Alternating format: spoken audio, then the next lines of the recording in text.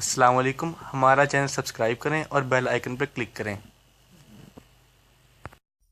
إلا الذين آمنوا وعملوا الصالحات وذكروا الله كثيرا وانتصروا من بعد ما ظلموا وسيعلم الذين ظلموا أي منقلب ينقلبون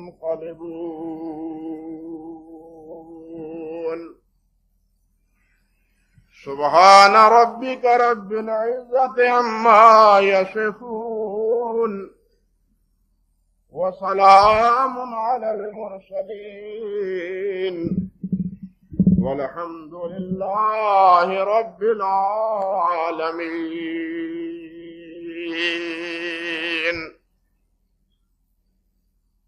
محترم بزرگوں، عزیز بھائیوں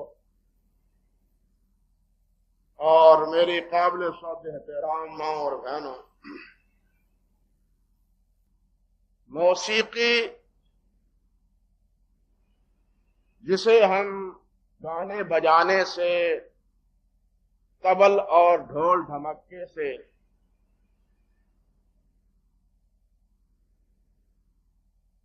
اور اسی طرح ستار، باجا اور وہ آلات جو گانے بجانے میں استعمال ہوتے ہیں، اس حوالے سے آپ مسلسل گفتگو سنتے چلے آئے۔ اللہ سبحانہ و تعالی نے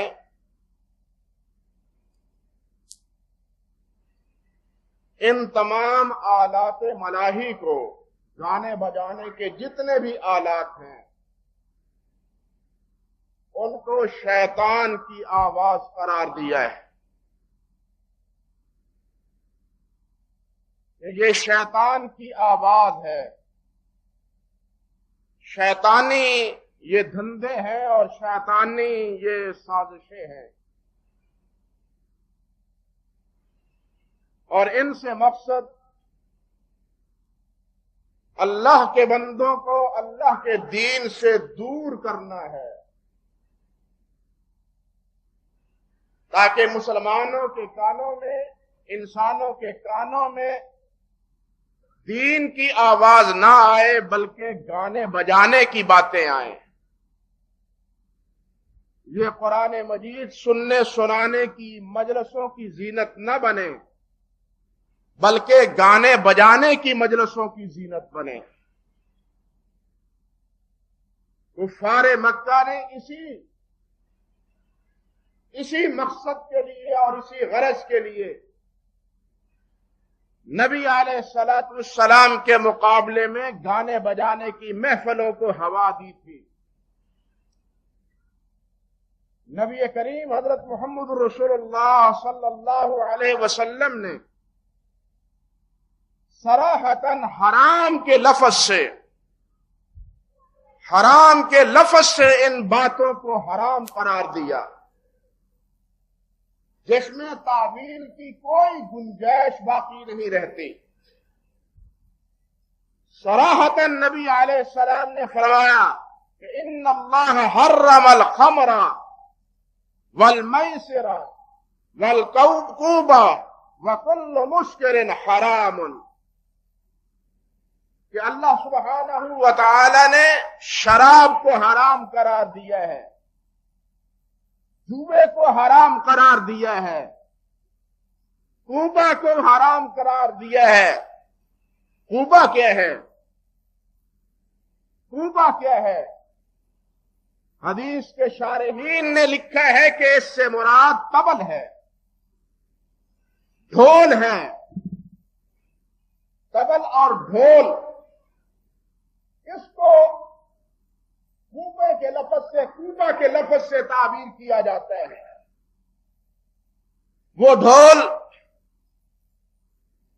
فوجی باجے کے ساتھ ہو، خوشی کے موقع پہ ڈھول بجایا جائے، فتح کے موقع پہ بجایا جائے، کامیابی کے موقع پہ بجایا جائے، جس مرحلے پہ بھی بجایا جائے، اللہ کے نبی علیہ السلام نے فرمایا کہ اس کو اللہ نے حرام ٹھہرایا ہے، اس کو اللہ نے حرام ٹھہرایا ہے۔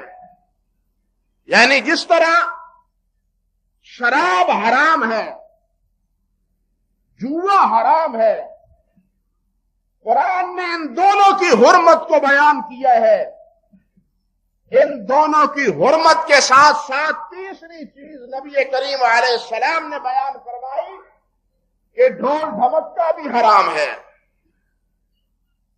اور یہ بات تو آپ سن چکے ہیں کہ نبی علیہ السلام نے ارشاد فرمایا کہ اللہ ذو الجلال کی پھٹکار ہو، لعنت ہو دو نوعیت کی آوازوں پہ، صوتان ملعونان فی الدنیا والآخرہ، یہ دونوں آوازیں دنیا اور آخرت میں اللہ کے ہاں ملعون ہیں۔ پھٹکار ہے ان دونوں آوازوں پہ، دو قسم کی آوازوں پہ۔ ایک آواز فرمایا مزمار عند نعمہ، خوشی کے موقع پہ باجے بجانا، خوشی کے موقع پہ باجے بجانا، خوشی کے موقع پہ اللہ کی حمد کہنی چاہیے، اللہ ذو الجلال کا شکر کرنا چاہیے، اللہ کے سامنے سیدھا ریز ہونا چاہیے۔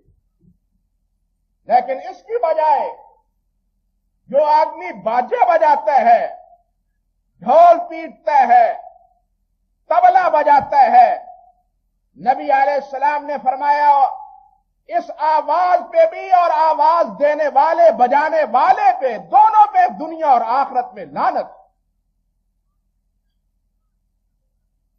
اب یہ ہر مسلمان کو سوچنا چاہیے، وہ خوشی کے شادیانے بجائے، فتح کے ترانے گائے، شادی بیاہ کے موقع پہ ڈھول ڈھمکا بجائے، اس ڈھول ڈھمکے کے موقع پہ اللہ کی رحمت نہیں بلکہ اللہ ذو الجلال کا غضب نازل ہوتا ہے، اللہ کی ناراضگی ہوتی ہے۔ جو چیز دنیا اور آخرت میں ملعون ہو، اللہ کے ہاں لعنت کرتا ہو، اس میں کبھی بھی خیر کا پہلو نہیں ہو سکتا۔ جس پہ اللہ اور اللہ کے رسول نے لعنت فرمائی ہو، اس میں کسی اعتبار سے رتی بھر بھلائی نہیں ہو سکتی۔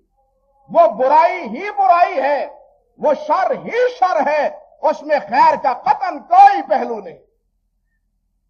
نبی کریم حضرت محمد رسول اللہ صلی اللہ علیہ وسلم کو اللہ سبحانہ و تعالی نے اپنی قدرت کاملہ سے نبوت سے پہلے بھی اس قسم کی مجلسوں سے محفوظ فرمایا، اور نبوت کے بعد تو آپ آئے ہی اس مسئلے کی وضاحت کے لیے ہیں، توحید کے ساتھ ساتھ کہ یہ گانے بجانے کے محفلیں اور گانے بجانے کے آلات ان کو ختم کر دیا جائے۔ نبی علیہ السلام فرماتے ہیں، حضرت علی سے روایت ہے کہ ما حممت بشیء مما كان اہل الجاہلیت يعملون به غیر مرتين كل ذلك يحول الله بيني وبين ما اريد من ذلك ثم ما حممت بعدها بشيء حتى اكرمني الله برسالته۔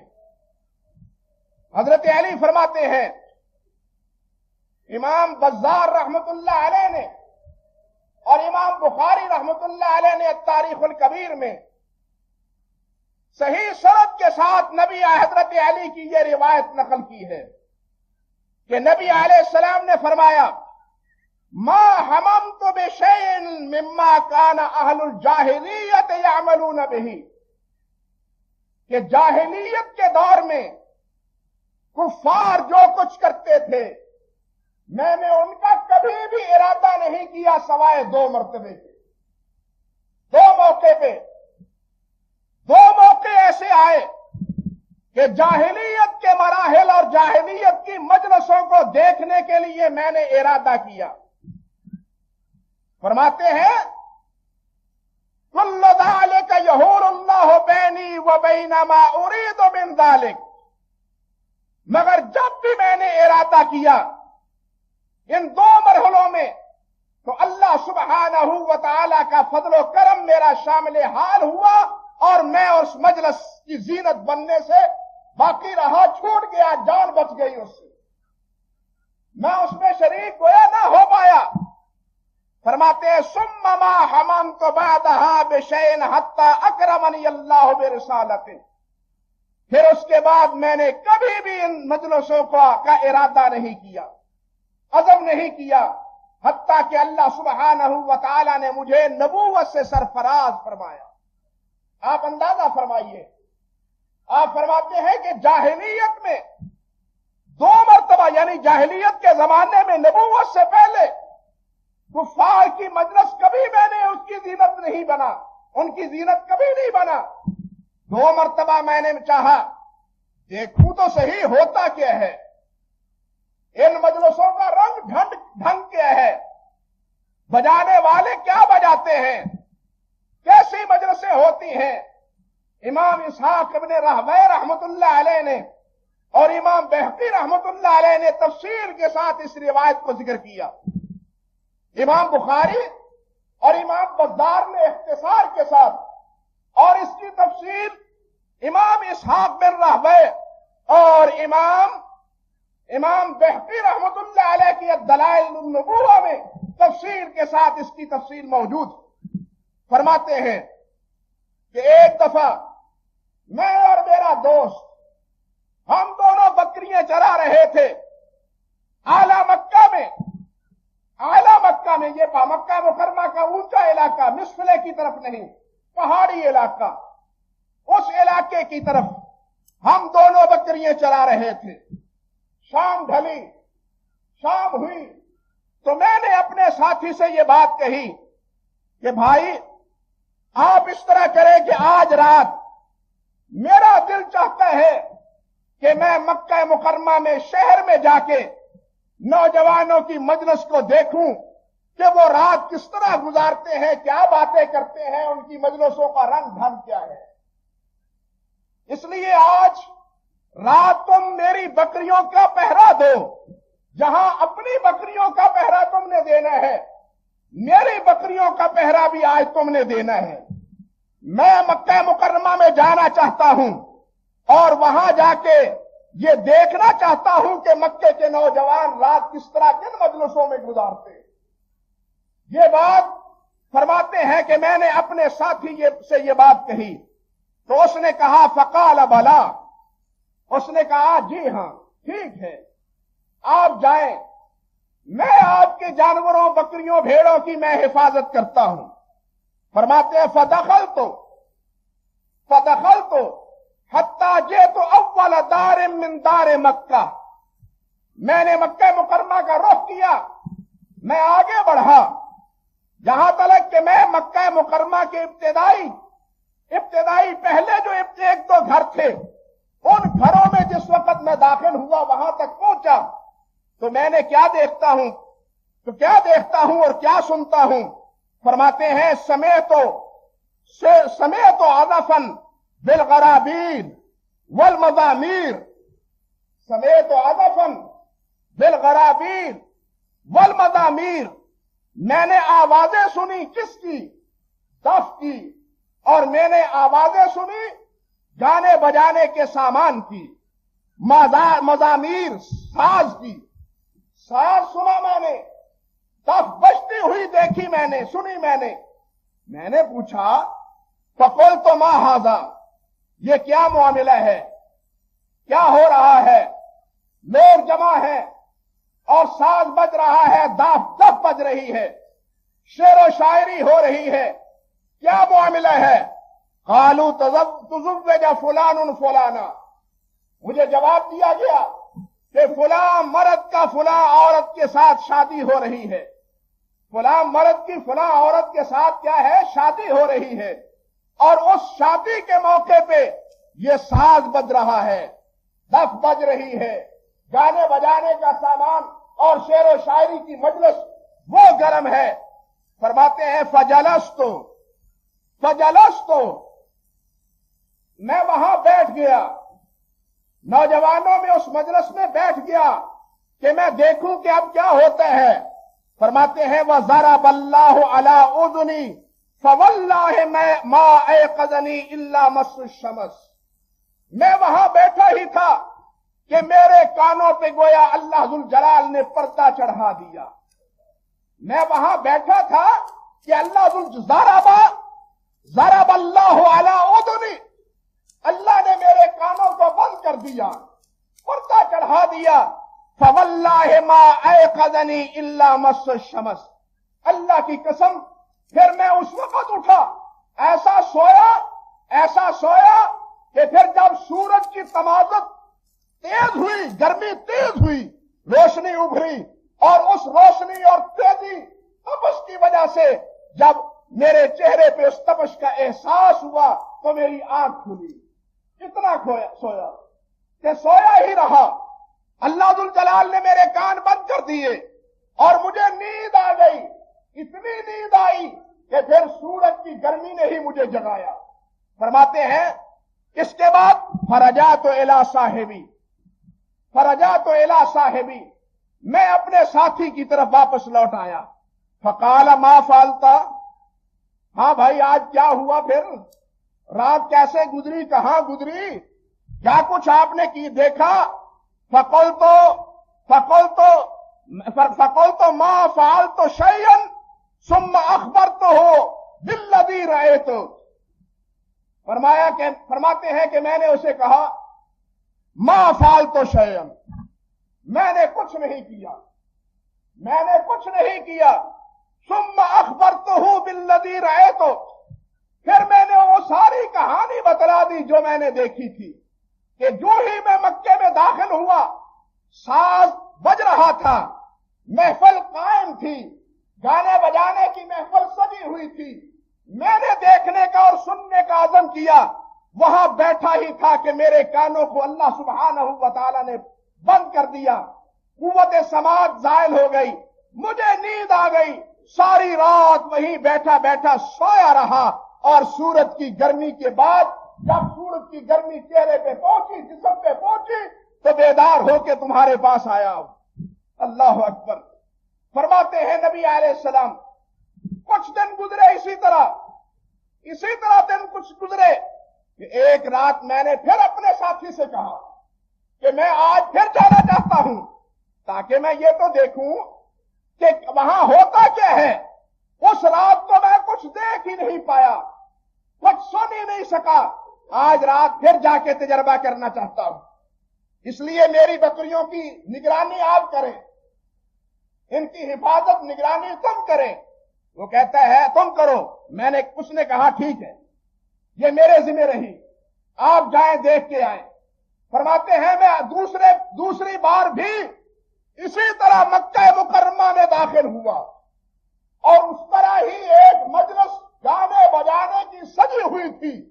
میں اس گانے بجانے کی مجلس کو سننے کے لیے وہاں میں بیٹھا ہی تھا کہ میرے ساتھ وہی معاملہ ہوا جو پہلی رات ایک دفعہ مجھ سے ہوا. میرے کان بند ہو گئے، آواز آنی بند ہو گئی، اور دیکھتے ہی دیکھتے میں کیا ہے خواب خرگوش میں محو ہو گیا، سو گیا. اور اتنا سویا کہ سورج کی گرمی نے پھر مجھے بیدار کیا. فرماتے ہیں نبی علیہ السلام فواللہ اللہ کی قسم ما حممت ولا عدت بعدہما، اس کے بعد نہ کبھی میں ایسی مجلس میں گیا ہوں، جانا تو کجا، میں نے کبھی اس مجلس میں جانے کا ارادہ بھی نہیں کیا. فرماتے ہیں لشیء من ذالک حتی اکرمنی اللہ عز وجل بنبوتہ، تاکہ اللہ سبحانہ و تعالی نے مجھے نبوت سے سرفراز فرمایا. بھائیو غور فرمائیے کہ اللہ ذوالجلال والاکرام اپنے نبی علیہ السلام کو ابتدا ہی میں نبوت سے پہلے ان تمام چیزوں سے محفوظ فرماتے رہے، وہ تمام چیزیں جو زمانہ جاہلیت میں روا رکھی جاتی تھی. حضرت خدیجہ الکبریٰ رضی اللہ تعالی عنہا سے ایک بار آپ نے ارشاد فرمایا خدیجہ واللہ لا اعبد اللات ابدا واللہ لا اعبد العزى ابدا قال يقول خل العزى. اللہ اکبر ختیجہ، اللہ کی قسم میں نے کبھی لات کی عبادت نہیں کی، اللہ کی قسم میں نے کبھی عزیٰ کی عبادت نہیں کی. چھوڑ دو عزیٰ اور لات کا نام لینا، یہ جاہلیت کے معبود ہیں. مجھے تو اللہ سبحانہ و تعالیٰ نے ایک وحدہ لا شریک کی عبادت کا علمبردار بنا کے بھیجا ہے.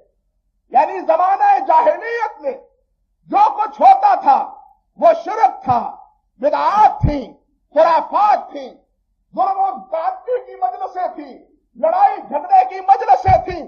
نبی کریم صلی اللہ علیہ وسلم کو، نبی علیہ السلام کو اللہ ذوالجلال نے اپنی قدرت کاملہ سے ان تمام چیزوں سے محفوظ فرمایا کہ وہ زمانہ جاہلیت کی کسی رسم و رواج، کسی بھی عقیدہ و عمل نبی علیہ السلام نے اس کو اختیار نہیں کیا، بلکہ اس سے بچے رہے. اللہ ذوالجلال والاکرام نے انہیں بچایا. اب آپ کو سوچنا چاہیے، ہر مسلمان کو سوچنا چاہیے کہ جب اللہ ذوالجلال نے نبوت دینے سے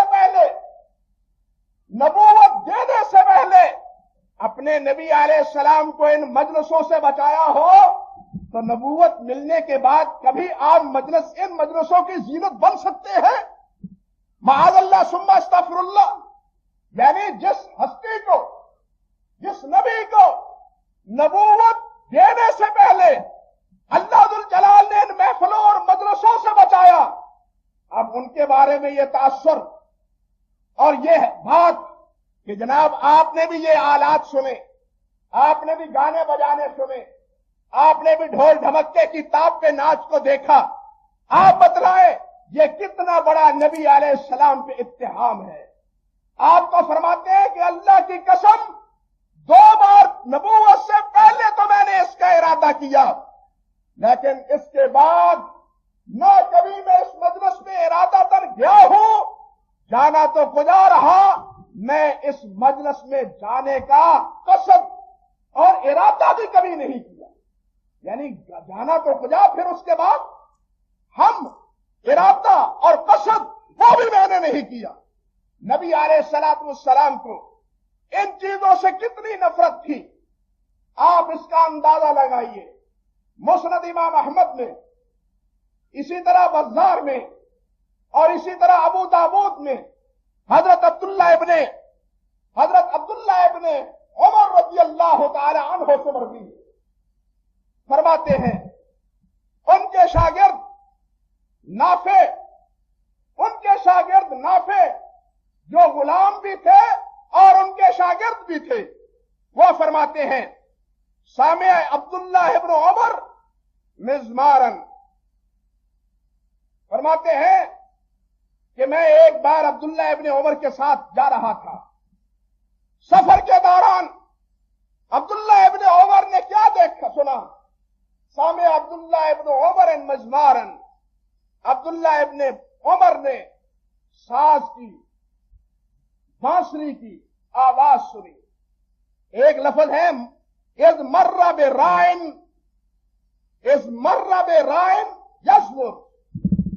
ایک ایسے چرواہے کے پاس سے گزرے، دیکھا کہ وہ چرواہا ہے پہاڑی پہ جناب بکریاں چلا رہا ہے، نگرانی کر رہا ہے اور ساتھ ساتھ بانسری بھی بجا رہا ہے، بکریوں کی نگرانی بھی کر رہا ہے، بکریاں چل رہی ہیں اور ساتھ ساتھ وہ کیا ہے؟ بانسری بجا رہا ہے. نافع کہتے ہیں قال فوضع اصبعيه على اذنيه، عبداللہ ابن عمر رضی اللہ تعالی عنہ نے اپنی دونوں انگلیاں اپنے کانوں میں لے لی. فوضع اصبعيه على اذنيه، اپنے کانوں پہ رکھ لی، کانوں کو گویا کہ بند کر لیا. وَنَأْيَا عَنِ الطَّرِيقِ، کانوں کو بند ہی نہیں کیا بلکہ جس سیدھے راستے پہ جا رہے تھے وہ راستہ بھی عبداللہ ابن عمر نے چھوڑ دیا. اس راستے پہ چلنا بھی گوارا نہ کیا کہ اس گانے بجانے والے کا چہرہ ہی دیکھ لو. میں یہ پسند نہیں کرتا کہ یہ گانے بجانے والے کے پاس سے گزروں اور اس کو دیکھوں. فرماتے ہیں نافع رحمت اللہ علیہ وقال علی یا نافع، کچھ دیر چلنے کے بعد فرمایا نافع حل تسمع شیئا، اور تم سنو، اب کوئی چیز سن رہے ہو، اب آواز آ رہی ہے، یعنی اپنے آواز کانوں کو تو بند کیا ہے، اور نافع اپنے غلام کو کہا ہے کہ اب تم سنو، اب تو آواز آ رہی ہے یا نہیں آ رہی؟ تو قلت لا، کہتے ہیں کہ میں نے کانوں کو کھولا تو میں نے کہا حضرت اب آواز نہیں آ رہی. قال فرفع اصبعیہ، نافع فرماتے ہیں کہ حضرت عبداللہ ابن عمر نے اپنی دونوں انگلیاں کانوں سے نکال لی، اٹھا لی. وقال، اور فرمایا کنت مع رسول اللہ صلی اللہ علیہ وسلم، کہ میں رسول اللہ صلی اللہ علیہ وسلم کے ساتھ تھا. فسمع مثل هذا فصنع مثل هذا، فسمع مثل هذا فصنع مثل هذا. نبی علیہ السلام نے اسی طرح بانسری بجانے والے کی آواز کو سنا، اور اسی طرح نبی علیہ السلام نے اپنے کانوں میں انگلیاں داخل کر لی، جس طرح میں نے کیا اسی طرح نبی علیہ السلام نے کیا. حضرت عبداللہ ابن عمر نبی علیہ السلام کی سنتوں کے وفادار اور سنتوں کے نگران، اور آپ کی ایک ادا کو محفوظ کرنے والے، یہاں تک کہ سفر کے دوران اگر جاتے ہوئے کسی درخت کے نیچے ٹہنیے آ جانے کی وجہ سے نبی علیہ السلام نے سر کو جھکایا ہے، تو عبداللہ ابن عمر بھی وہاں سر کو جھکا کے نکلے ہیں.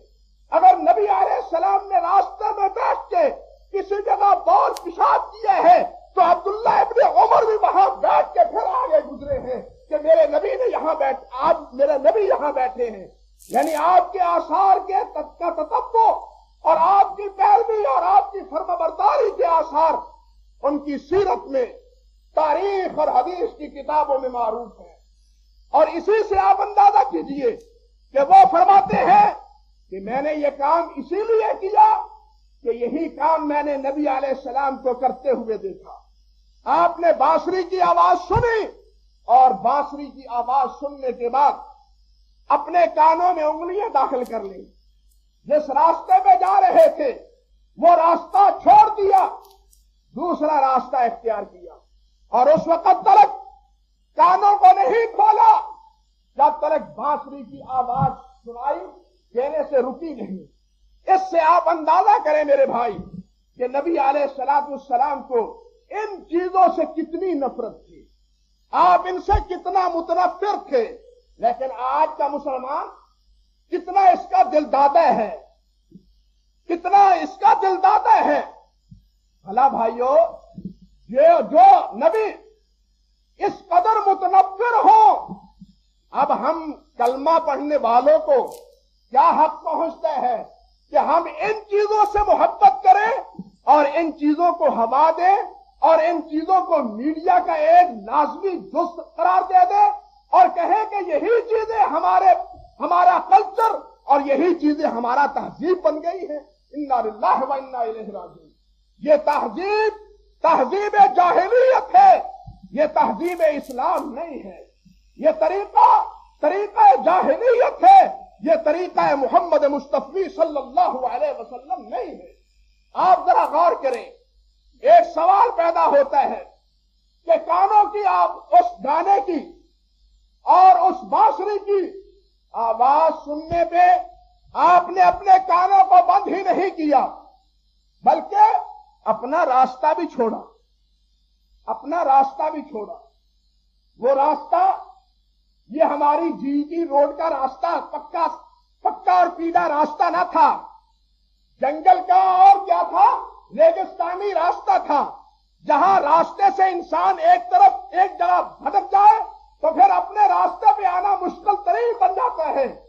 سوال یہ ہے کہ آپ نے اپنا راستہ چھوڑ کے دوسرا راستہ مشکل کیوں اختیار کیا؟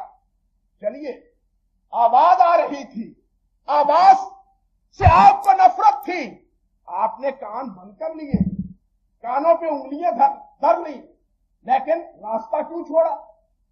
سوال پیدا ہوتا ہے کہ پھر راستہ کیوں چھوڑا؟ جواب اس کا یہ ہے کہ آپ نے راستہ اس لیے چھوڑا کہ جہاں یہ آلات بجتے ہیں وہاں شیطان ہوتا ہے. بات سمجھیے، جہاں یہ آلات بجتے ہیں وہاں کیا ہے؟ شیطان ہوتا ہے. آپ سن چکے ہیں کہ یہ چیزیں کیا ہے؟ شیطان کی آواز ہے. ان چیزوں کو نبی علیہ السلام نے شیطان کی آواز قرار دیا. گویا شیطان وہاں اس کا عمل دخل ہوتا ہے، اور جہاں شیطان کا عمل دخل ایسا ہو، نبی علیہ السلام اپنا راہ اور اپنی جگہ وہ چھوڑ دیتے ہیں. حدیث وہ یاد رکھیں، صحیح بخاری میں اور دوسری حدیث کی کتابوں میں معروف روایت ہے کہ نبی علیہ السلام ایک سفر پہ سے پلٹے، ایک سفر سے واپس لوٹے، رات ہو گئی، رات کا حصہ گزر گیا، پچھلا حصہ آیا تو آپ نے ساتھیوں کو کچھ آرام کرنے کا حکم فرمایا. نبی علیہ السلام بھی آرام فرمانے لگے. ایک صحابی کو آپ نے حکم دیا کہ آپ نگرانی کریں، بیدار رہیں، جاگتے رہیں، اور جب صبح طلوع ہو اس وقت سب کو بیدار کرتے ہیں، اذان کہیں، نماز پڑھ کے پھر آگے روانہ ہوں گے. معروف روایت ہے. اب ہوا کیا؟ نبی علیہ السلام ہی نہیں، سارے قافلے والے اور جس کی ڈیوٹی لگائی تھی وہ جناب سو گئے، سب سو گئے، کوئی بھی بیدار، جس کی ڈیوٹی تھی وہ بھی سویا رہا. قصہ مختصر، نبی علیہ السلام لیٹے ہوئے ہیں، آرام فرما رہے ہیں کہ سورج کی گرمی آپ کے رخ انور پہ پڑی تو آپ بیدار ہوئے، گھبرائے ہوئے اٹھے، ساتھیوں کو اٹھایا، پوچھا کہ تم کو کہا تھا کہ بیدار رہنا، وہ جس کی ڈیوٹی تھی بلال بیدار رہنا، تم بھی سو گئے. عرض کرنے لگے، حضور یہ نفوس، یہ سانس اللہ رب العرش عظیم کے قبضہ قدرت میں ہے. اس اللہ نے آپ کو سلائے رکھا، مجھے بھی سلائے رکھا. آپ نے فرمایا فَإِنَّ هَذَا مَنْزِلٌ حَضَرَنَا فِيهِ الشَّيْطَانُ، اس مجلس میں، اس منزل میں شیطان کا عمل دخل ہے، نکلو یہاں سے، بھاگو، نکلو یہاں سے. وضو بھی وہاں نہیں کیا، اس منزل کو چھوڑ کے آگے جا کے آپ نے وضو کیا، بلال کو آذان کا حکم دیا، اور پھر آپ نے صبح کی سورج طلوع ہونے کے بعد سنتیں پڑھ کے نماز ادا کی. کیا اثر نکلا؟ کیا مسئلہ واضح ہوا؟ کہ شیطان کا جہاں اس قسم کا عمل دخل ہو، نبی علیہ السلام اس راستے میں نہیں رہتے، کیونکہ وہاں بانسری بج رہی تھی، یہ شیطانی عمل تھا، اسی لیے نبی علیہ السلام نے اپنا راستہ بھی چھوڑا. آواز ہی سے نفرت نہیں، بلکہ یہ بجانے والے، اس سے بھی گویا نبی علیہ السلام کی نفرت ہے. یعنی آواز ہی سے نہیں، سن لیجیے، آواز ہی سے نہیں بلکہ بجانے والوں. شیطان براہ راست تو نہیں بجاتا، شیطان براہ راست تو نہیں بجاتا، شیطان کے کارندے بجواتے ہیں، شیطان اپنے کرندوں سے بجواتا ہے. اس کے کارندے، اس کے تابعدار، اس کے فرما بردار، وہ یہ ڈھول ڈھمکے بجاتے ہیں. اب نبی علیہ السلام نے جہاں، غور کیجئے، جہاں اس گانے بجانے والی آواز سے نفرت کا اظہار کیا، وہاں گانے بجانے والے سے بھی نفرت کا اظہار کیا. کہ آپ نے وہ راستہ ہی چھوڑ دیا جس راستے پہ گانے بجانے والا بیٹھا، گا بجا رہا تھا، بانسری بجا رہا تھا. اس سے آپ اندازہ کریں کہ نبی کریم صلی اللہ علیہ وسلم کو ان چیزوں کے ساتھ کتنی نفرت تھی اور کتنا تنفر تھا. صحابہ کرام رضوان اللہ علیہ مجمعین کے تاثرات کیا ہیں، ہمارے تابعین اور فقہاء کرام، انہوں نے کتاب و سنت کی نصوص سے کیا مسئلہ یہ سمجھا ہے، اس کی تفصیل ضروری اللہ نے چاہا تو وہ آئندہ خطبے میں عرض کروں گا. وآخر دعوانا ان الحمد للہ رب العالمین.